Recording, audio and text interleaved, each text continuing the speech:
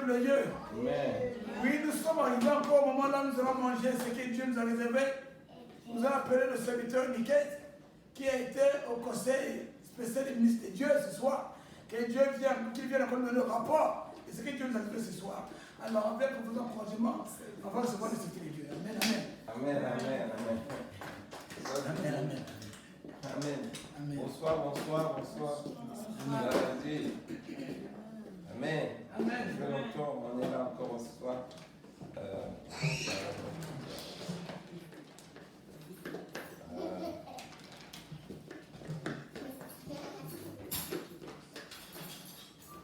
Bonsoir, bonsoir, peuple de Dieu. Salut tous nos frères et sœurs qui sont de près de loin, qui nous suivent, vraiment, que Dieu vous bénisse là. Amen. On s'excuse, vraiment, il y a eu un peu un moment de stand-by là, on s'occupait d'autres choses. Bon. Il nous fait grâce de se retrouver encore ce soir. Amen. Alors nous allons continuer avant de commencer. D'abord, nous allons nous confier au Seigneur, lui qui est celui qui nous conduit dans ce lieu. Père éternel, je viens encore te rendre gloire, je bénis ton nom, je te loue parce que tu es le Seigneur qui nous a aimés, celui qui nous a dit, mon Dieu, dévoilé le plan que tu as pour l'humanité, Seigneur éternel. Je bénis ton nom parce que tu nous as relaté ta parole, Père, pour nous instruire, afin que nos voix puissent s'accorder avec ta parole et pouvoir hériter le royaume des cieux, Père. Nous sommes venus encore en classe, comme les élèves qui veulent, Yahweh, connaître, mon Dieu, les plans que tu as pour nous pendant que nous sommes dans ce monde, mon Père, pendant notre pèlerinage. Alors parle-nous encore ce soir, instruis-nous encore et restez prête encore, Seigneur mon Dieu, le code de ta parole comme tu parles en parabole, Seigneur. Nous voulons voir la révélation, Père éternel, de ce que tu nous parles afin que nos voix puissent s'accorder avec ta parole. Merci encore pour ce moment, nous te soumettons, Yahweh, ce moment béni encore ton peuple, bénis chaque personne, Yahweh, qui est appelée à écouter cette parole, à l'interprète, mon Dieu, le langage que tu parles au travers, c'est ce que nous allons relater ce soir, que chacun soit, mon Dieu, instruit afin qu'il puisse, mon Dieu, s'accorder avec ta volonté. Nous te bénissons, nous te rendons gloire, au nom de Jésus-Christ. Amen. Amen. Gloire à Dieu. Amen. On sera bref ce soir, nous allons continuer dans notre volet du royaume. Amen. Alors, on va continuer toujours sur le texte de Matthieu 25. Amen. Cette fois-ci, on prend Matthieu 25, le verset. Arrivé derrière. Le verset 1 à 2. Matthieu 25, verset 1 à 2. On va essayer un peu d'aller en profondeur et décortiquer un peu ce texte parce que il est facile de lire ça vaguement sans pourtant saisir ce que le Seigneur parle, car Dieu a dit, le Seigneur Jésus disait cette parole, on lui a posé la question, pourquoi tu parles toujours en parabole? Amen. Et il a dit, vous avez la chance d'être auprès de moi, vous connaissez tout ce que je parle, mais d'autres n'ont pas eu cette révélation. Amen. Alors nous devons vraiment avoir cette révélation, car c'est ça qui va nous éclairer dans notre voie lorsque nous marchons dans ce monde. Ça va nous permettre également de faire attention. Amen. Alors, nous allons commencer dans Matthieu, chapitre 25, verset 1 à 2. Deux versets sur moi, et puis on va sauter, on va aller là où on va passer, selon la volonté de Dieu. Lisons la parole de Dieu dans Matthieu 25, le verset 1 à 2. Lisons au nom du Seigneur Jésus. Alors le royaume des cieux sera semblable à 10 vierges qui, ayant pris leur lampe, allèrent à la rencontre de l'époux. 5 d'entre elles étaient folles et 5 sages. Amen. Amen. Amen. Ok, nous allons stopper là parce que pourquoi Dieu appelle de 5 sages et les autres folles. Nous allons nous focaliser là où il y a le danger, là où les 5 folles, c'est là où nous allons vraiment chercher à comprendre pourquoi Jésus-Christ les décrit folles. Amen. Or, nous voyons, quand j'étais en train de méditer sur ce texte, j'ai compris quoi? L'homme, en réalité, lorsque Jésus-Christ est venu, il est venu comme recette, comme on dit ça en français, ramener les choses à zéro, quoi, en quelque sorte. Amen. Lorsqu'on donne notre vie au Seigneur, le premier jour que nous confessons Jésus-Christ comme Seigneur et Sauveur, le compteur revient à zéro. Nous revenons au standard d'Adam et Ève lorsqu'ils étaient encore dans le jardin d'Éden. Amen. Et à partir que nous sortons maintenant, c'est là où les choses commencent. Amen. C'est-à-dire, lorsque nous confessons Jésus-Christ comme Seigneur et Sauveur, Jésus carrément vient nous racheter et le sacrifice qu'il a fait à la croix, ça devient disons permanent dans nos vies. Car lorsque nous acceptons le Seigneur Jésus-Christ comme Seigneur et Sauveur, de cette partie-là jusqu'au moment où nous allons mourir, c'est là où les choses vont commencer, c'est là où le geste existe. Pourquoi? Parce qu'il ne suffit pas seulement de confesser Jésus-Christ comme Seigneur et Sauveur et continuer à mener ta vie comme auparavant. C'est là où il y a le danger. Amen. Alors, ici, nous allons voir les cinq d'entre elles étaient folles et les 5 autres sages. Mais nous allons nous focaliser sur le côté des 5 autres qui étaient folles. Pourquoi la parole de Dieu les décrit qu'ils étaient folles? Pourquoi? Parce que les 10, au même temps, ils ont reçu la même grâce dès le départ. Amen. Et c'est comme on a pris 10 personnes, on les a regroupées ensemble, on les a prêché l'évangile et dit désormais, à partir d'aujourd'hui jusqu'à la fin de vos jours, voici les réalités, comment vous allez marcher dans ce monde. Amen. Mais dans ce lot-là, nous allons voir, il y a les 5 qui doivent être sages, qui vont garder les principes que Dieu a donnés à tous ceux qui étaient parmi eux tous. Amen. Mais par contre, il y a d'autres, ils étaient ignorants, ils ont banalisé, ils ont négligé cela et ils ont dit désormais, nous savons que Dieu va venir, mais on continue tant qu'on vit dans ce monde, on peut vivre, tout nous est permis. Amen. Alors, pourquoi Dieu va nous dire que nous ne devons pas suivre l'exemple de ces 5 folles qui n'ont pas gardé les robes propres. Amen. Comme la parole de Dieu dit dans le livre d'Apocalypse. Alors, j'ai essayé un peu de quand je méditais, me suis retrouvé dans toujours Matthieu chapitre 25, le verset maintenant 14. Nous allons voir la première étape où les gens ont les 5 folles, ce qui a coûté vraiment le salut de leur âme. Toujours dans Matthieu chapitre 25, cette fois-ci le verset 14 à 19. Continuons dans le livre de Matthieu 25, verset 14 jusqu'à 19. Lisons au nom du Seigneur Jésus. Il en sera comme un homme qui, partant pour un voyage, appela ses serviteurs et leur remit ses biens.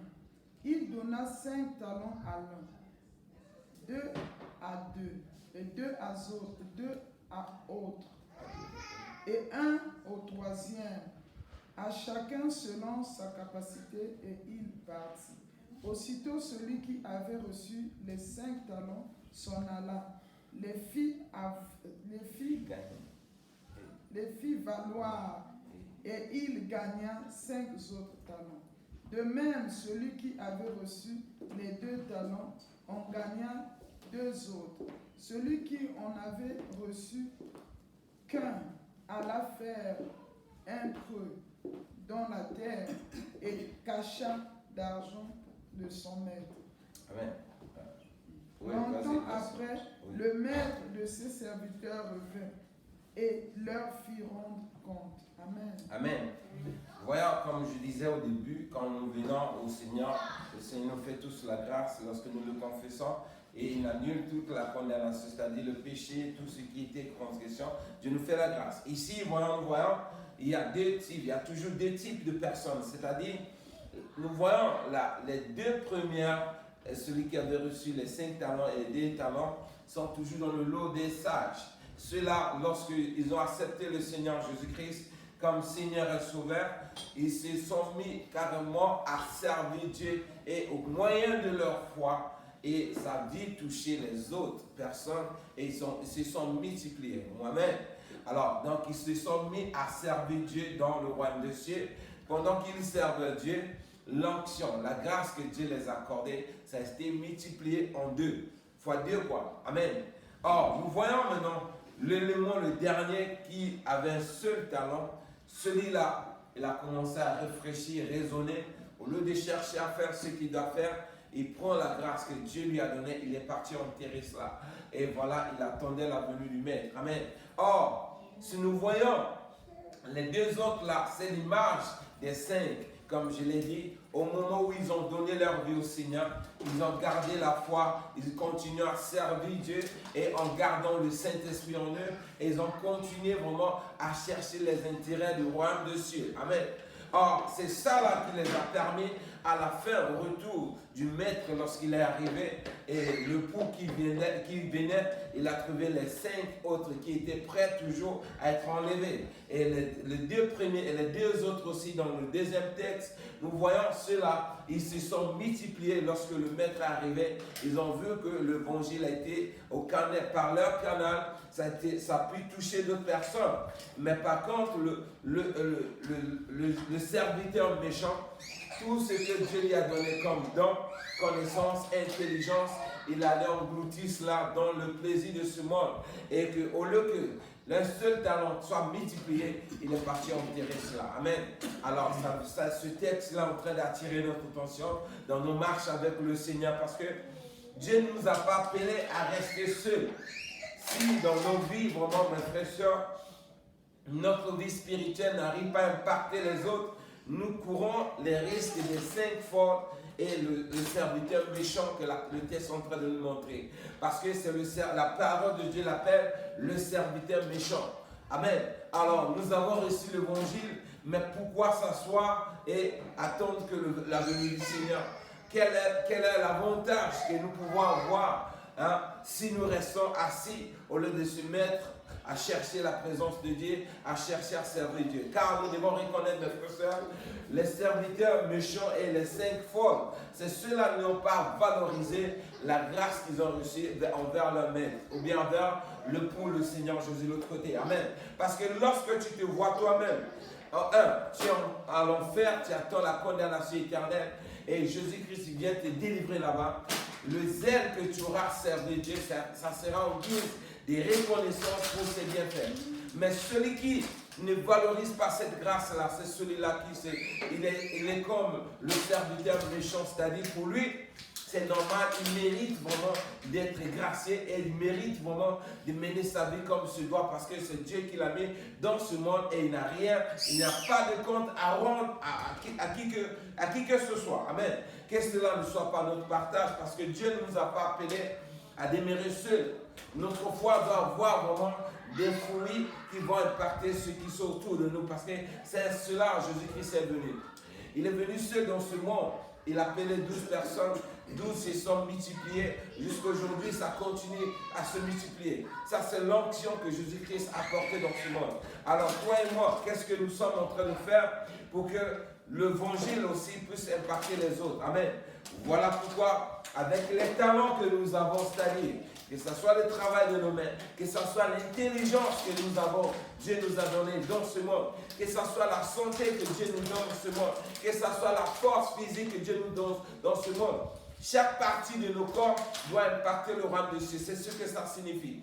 Parce que ici, nous voyons, si la parole de Dieu appelle l'autre serviteur paresseux, c'est parce que tout ce qu'il avait en lui n'était que pour lui seul. Son intelligence, c'était pour lui seul. Sa force, c'était pour lui seul. Son argent, c'était pour lui. C'est-à-dire, tout ce que Dieu lui a donné comme faveur, grâce, il est parti enterrer cela. C'est-à-dire qu'il a continué à mener sa vie. Comme si il n'était même pas, n'a pas eu la chance de recevoir et de croiser le Seigneur. Amen. Alors, nous voyons aussi les 5 fois, c'est la même manière. Au lieu de mener une vie de sanctification, ils se sont engloutis. Ils ont englouti la grâce que Dieu les a donnée par le bien de ce monde et le plaisir de ce monde. Et ils ont perdu la sanctification. Lorsque le Seigneur est venu et le Maître est venu et l'époux est venu, il n'y avait pas le temps d'aller se repentir pour pouvoir avoir la sanctification. Car la venue du Seigneur, ça sera un clin d'œil. C'est-à-dire quoi? Dès que tu ouvres les yeux, tu fermes, tout est déjà parti. Tu n'as pas le temps d'ouvrir même la bouche pour confesser. Ça sera spontanément. Vous voyez? Donc, Dieu a bien réglé les choses pour ne pas que, à la fin des temps, que nous soyons surpris. Amen. Donc, nous devons veiller nuit et jour, comme la parole de Dieu nous parle de l'autre côté. Parce que si nous veillons et nous examinons nos marches, nous regardons notre foi, c'est-à-dire, à chaque fois, nous devons évaluer notre marche avec le Seigneur. si nous n'avons même pas de pensée à ça, c'est ça qui nous pousse à aller vraiment se préoccuper d'autres choses. Parce que chaque fois que tu dors, chaque fois que tu te réveilles, chaque fois que tu es seul, tu penses à l'intérieur du royaume des cieux. Mes frères et sœurs, ça nous permet d'améliorer nos conduites, de faire attention à la manière dont nous vivons aussi dans ce monde.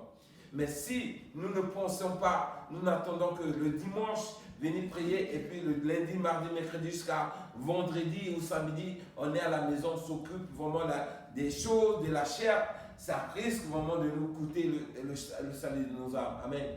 Alors, ici, le Seigneur nous appelle, il attire notre attention pour que chacun de nous puisse vraiment examiner sa conduite et la manière que nous sommes en train de marcher. Parce que ça compte, c'est important. Amen.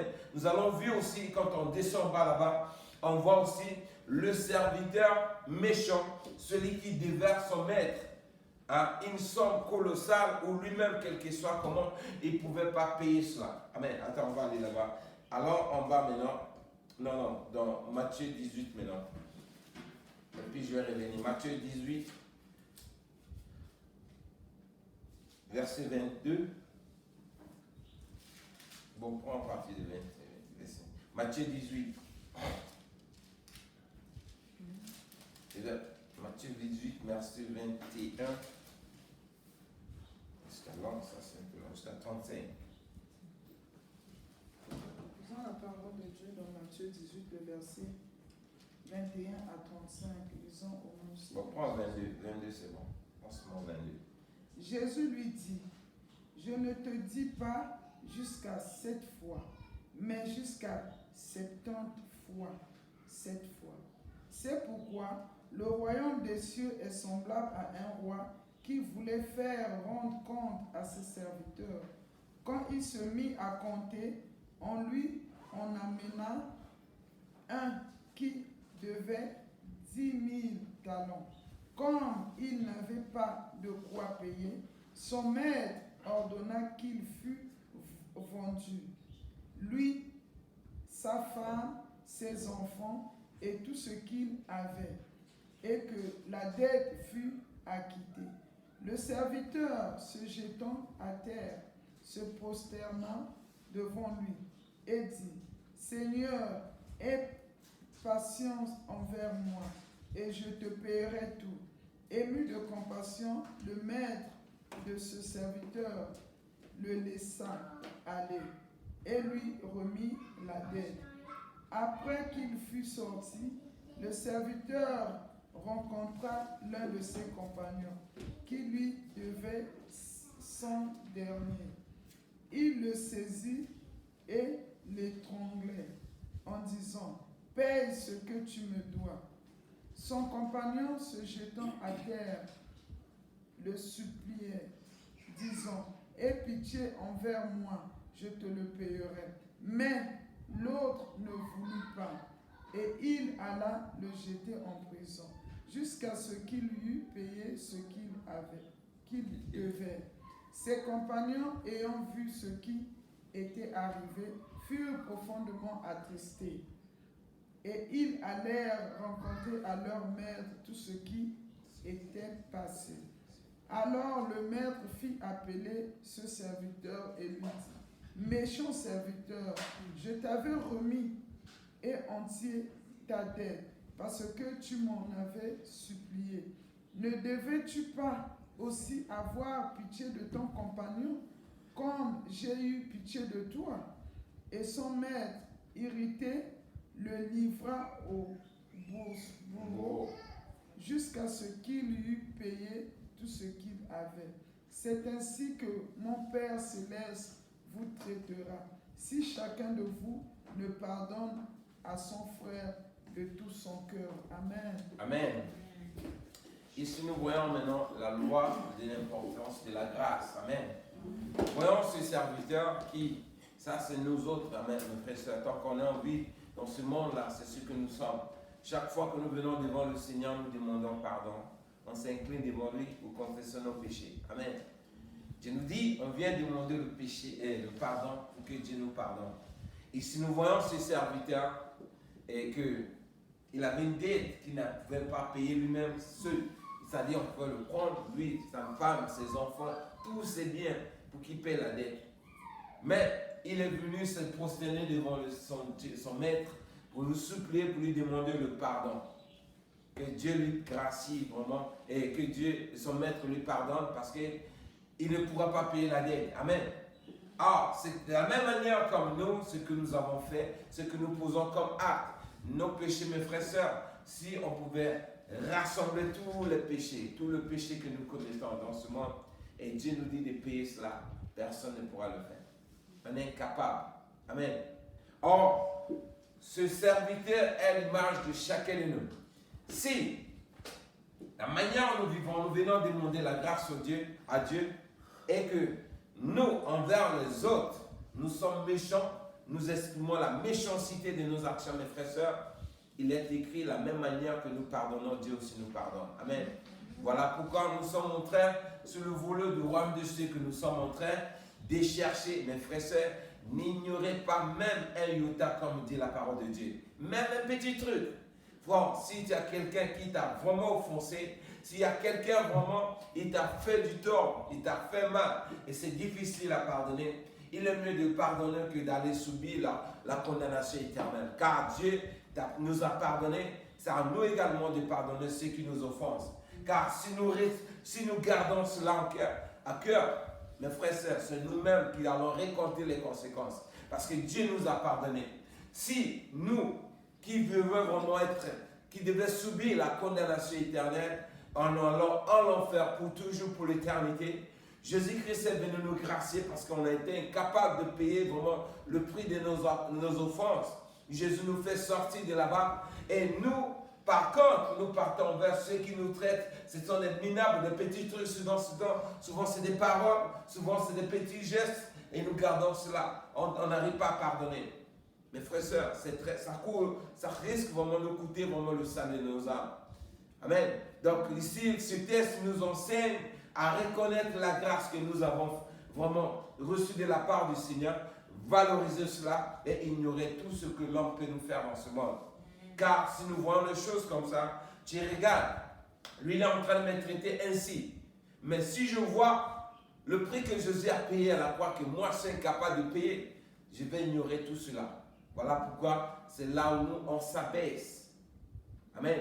On s'abaisse, l'esprit d'humilité naît en nous. Pas parce qu'on est lâche, pas parce qu'on est incapable, mais à cause de la grâce que nous recevons de la part de notre Dieu, cela nous motive à pardonner les autres. Amen. Parce que ce monsieur, regardez bien, toi, il faut être vraiment méchant pour se comporter comme ce monsieur. Tu ne peux pas voir, tu es capable de résoudre un problème. Quelqu'un vient te dire, bon, je vais y avoir compassion de toi, je te pardonne, il faut aller, tu es désormais libre. Et tu vas voir celui qui te doit, il dit quand même, 100 talents. Alors lui, c'est le prix que lui déverse, c'est au-delà de cela. L'autre l'a pardonné, mais lui, il refuse de pardonner. Il va même prendre la personne, le mettre en prison. Vous voyez ça? C'est ce que chacun de nous fait ici chaque jour. Veillons, mes frères et sœurs, le royaume de Dieu est très technique. Il faut vraiment avoir la révélation de la parole de Dieu pour faire attention, pour que nos actions puissent être réglées. Sinon on est ignorant, on va banaliser certaines choses. En voyant, en ayant les regards vers, on se fait les illusions que Dieu est en train de nous pardonner. Chaque fois, on vient s'incliner devant lui, alors que le manque de pardon que nous n'avons pas, disons, accordé à l'autre, est en train d'empêcher nos prières à monter vers Dieu. Tant que ce pardon n'est pas appliqué, vous voyez tout ce qu'on peut demander comme parole, comme prière, cette action-là sera toujours entre nous et Dieu. Parce que ça va toujours parler. Il dit Dieu, voilà, Dieu va dire, voilà, tu m'as pardonné, d'accord, mais la personne, il regarde, il refuse de me pardonner. Satan vient t'accuser vers Dieu. Amen. Donc, mes frères et sœurs, ça, le royaume de Dieu que nous sommes en train de chercher, ça dit, ce sont dans les petites choses là. Ce sont des petites choses que nous sommes en train d'ignorer. C'est ça qui peut coûter le salut de beaucoup de personnes. Amen. Pendant que nous sommes en vie, vraiment, ne suivons pas l'image de ce serviteur méchant qui va prendre encore l'autre, le mettre en prison. Mais regardez bien comment c'est pas son maître qui est venu, mais regardez, c'est seulement les gens qui l'ont vu Et ils étaient obligés vraiment d'aller voir le maître et vous dire, mais regarde, mais la personne que toi tu as gracié, regarde ce qu'il a fait. Il a foutu l'autre en prison. À cause d'une somme vraiment minable. L'autre, le maître va venir dire quoi? Moi je t'ai gracié. J'ai eu tort de te gracier. Et puis toi tu vas mettre l'autre en prison. Alors viens payer ta dette. Vous voyez? Donc ça veut dire quoi? Si nous refusons de pardonner les autres, mes frères et sœurs, nous courons le danger. Il ne faut pas que la haine, la colère puisse vraiment nous faire échapper le salut que Jésus nous a accordé. Amen. Parce que beaucoup de gens dans ce monde, ils tombent dans ce piège-là. Pourquoi? Ils veulent se montrer qu'ils sont grands. Devant Dieu, mes frères et sœurs, nous ne sommes que des mouches. Quelles que soient les vestes qu'on peut, les habits plus chers qu'on peut porter dans ce monde, Dieu nous voit comme des mouches, comme des fourmis. On se tape la poitrine pour rien. J'étais en train de lire le livre d'Ecclésiaste chapitre 12. C'est en train de décrire vraiment comment l'homme finit ses jours ici-bas. Tout le monde va au PC. Amen. Hein? Hein? Excusez-moi. Moi, je croyais que les riches, les chiens. Ouais. Parce que, regardez bien. Amen. Vous voyez, les riches, il dit lorsque tu es prêt à mourir, tu vas voir l'argent que tu avais, tu faisais l'argent qui t'entretenait, là, tu vas oublier tout. C'est-à-dire le soleil, la lune, encore, le souffle vu que tu respirais, et tu vas voir toutes ces choses-là vont commencer à t'échapper. Amen. C'est pour dire quoi? Donc, quel que soit ce que nous sommes en train de voir dans ce monde, mes frères et sœurs, il ne faut pas que ça nous trompe. Il faut te voir toi-même petit devant ce Dieu-là. Tant que tu n'as pas vraiment cela dans ta tête, mes frères et sœurs, l'orgueil va naître. Quand là où il y a la guerre et à l'orgueil, il y aura toujours quoi? Le mépris des autres. Tu vas voir quand tu vas te taper la poitrine, tu es mieux que l'autre. Voilà pourquoi tu refuses de le pardonner. Tu refuses même de demander. C'est-à-dire quand tu poses un acte, tu ne peux même pas t'abaisser devant quelqu'un. Amen. Que cela ne soit pas notre partage, parce que Dieu nous appelait pour hériter le royaume de cieux, non pas pour aller à l'enfer. Amen. Donc le texte nous encourage souvent à essayer un peu de revoir les détails de notre marche avec notre Dieu, mais surtout, mes frères et sœurs, continuons à servir Dieu pendant que nous sommes ici-bas. Et tout ce que nous avons en nous, que ce soit nos biens, nos forces, l'intelligence, tout ce que nous possédons, mes frères et sœurs, que ce soit au service du royaume de Dieu. C'est là où Dieu sera glorifié, car ça sera l'image des 5 sages et les deux serviteurs qui se sont mis à travailler. Car j'ai aimé l'attitude des 2 serviteurs, parce que dès qu'ils ont reçu les talents que le maître les a donnés, aussitôt, ils sont partis directement chercher à multiplier cela. Lorsque nous recevons la parole de Dieu, mes frères et sœurs, lorsque la foi renaît, il faut réagir spontané. L'enfant de Dieu ne dit pas « je vais faire ». Parce que quand le Saint-Esprit te parle, ça veut dire que Dieu veut que tu vas aussitôt. C'est là où il est en train d'apporter, il veut vraiment te bénir, il veut vraiment changer la situation de ta vie, il veut vraiment travailler dans ta vie. Aussitôt quand tu reçois la parole avec la foi, aussitôt ça génère le miracle. Amen. Alors nous devons vraiment suivre l'exemple de ces 2 serviteurs qui ont multiplié les talents en 2. Et aujourd'hui, on ne fait que parler de leur exemple. Amen. Donc c'est ce qu'on avait à partager ce soir. Et que Dieu bénisse sa parole. Seigneur notre Dieu, Seigneur notre Père, mon âme te bénit encore ce soir. Toi qui es le Seigneur qui nous appelait, Yahweh, à hériter le royaume des cieux, tu nous as relaté ta parole, Yahweh, afin que nous pouvons revoir, Seigneur, notre marche, Yahweh, avec toi, Seigneur. Nous voyons encore venir, Seigneur, mon Dieu, s'accorder, Père, car nous sommes, Yahweh, ceux-là, Père, qui violent tes lois, Père. Nous abandonnons même, nous négligeons tes lois, tes ordonnances, tes principes, Père éternel. Nous avons des rancunes envers nos frères et sœurs, Père, que nous n'arrivons pas à pardonner, Seigneur. Nous avons reçu, Yahweh, l'onction lequel tu nous as donné afin qu'elle soit multipliée.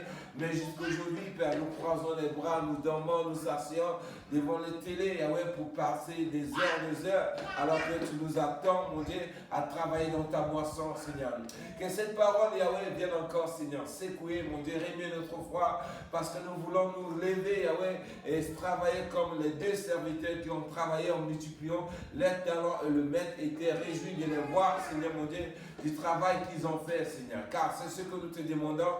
Affermis-nous, fortifie-nous, Seigneur. Donne-nous encore l'onction qui pourra nous permettre de te servir, Seigneur, comme, mon Dieu, à l'image de ces deux serviteurs. Merci parce que tu es le Dieu qui va encore nous faire grâce. Tu vas, mon Dieu, nous accorder, mon Dieu, mon roi, la faveur qui pourra nous permettre de s'élever dans la foi, de travailler pour que la gloire, l'honneur te revienne. Merci pour ces paroles.